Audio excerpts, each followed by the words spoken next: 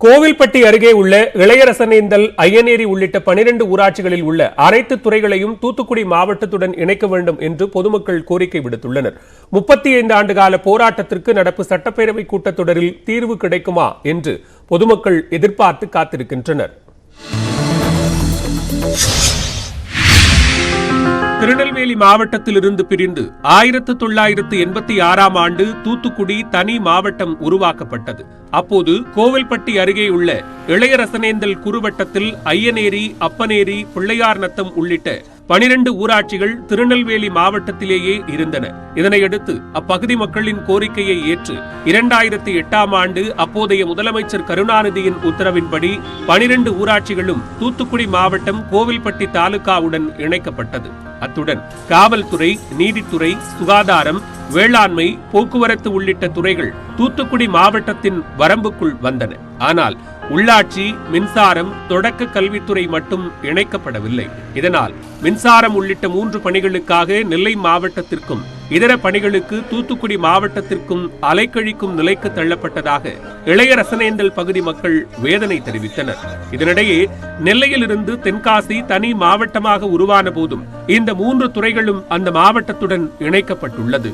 இந்நிலையில் இளையரசனேந்தல் குறுவட்டத்தை தென்காசி மாவட்டம் திருவேங்கடம் தாலுகாவுடன் இணைக்கும் முயற்சி நடைபெறுவதாக கூறப்படுகிறது. இதனை அரசு கைவிட வேண்டும் என்று பொதுமக்கள் கோரியுள்ளனர். அமைச்சர் கீதா ஜீவன் அவர்கள்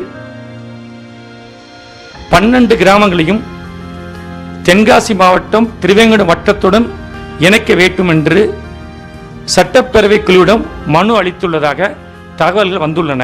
கோயில்பட்டி பார்த்தீங்கன்னா 3 கிலோமீட்டர் 1 கிலோமீட்டர் டிஸ்டன்ஸ்லாம் இருக்குது. ஆனால் தென்காசின்னு பார்த்தீங்கன்னா 96 கிலோமீட்டர், 70 சங்கரன் கோயிலில் 50 கிலோமீட்டர் போகணும், திருவேங்கடம்னா 40 கிலோமீட்டர் போகணும்.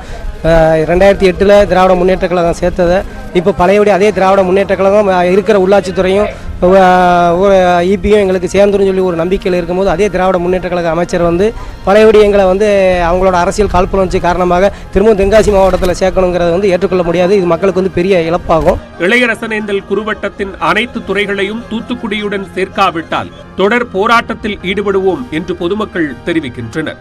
தொடர்ந்து போராட்டங்கள், ஆர்ப்பாட்டங்கள், இன்னும் பல்வேறு அறப்போராட்டங்கள் நடத்தி மக்கள் திரளை காட்டத்தான் செய்வோம். அதுக்கு இடமளிக்காமல், வாய்ப்பு கொடுக்காமல் தமிழக அரசு முதல்வர் நேரடியாக தனிப்பட்ட முறையில் தலையிட்டு எங்களுடைய 3 கோரிக்கை, அதாவது உள்ளாட்சி, தொடக்க கல்வி, மின்சாரத்துறையை உடனடியாக தூத்துக்குடி மாவட்டம் கோவில்பட்டி வட்டத்தோடு இணைக்க வேண்டும். எங்கள் ஊருக்காரங்க பாதி பேருக்கு தென்காசி ஊர் எங்கே இருக்குன்னு கூட தெரிய வாய்ப்பு இல்லை.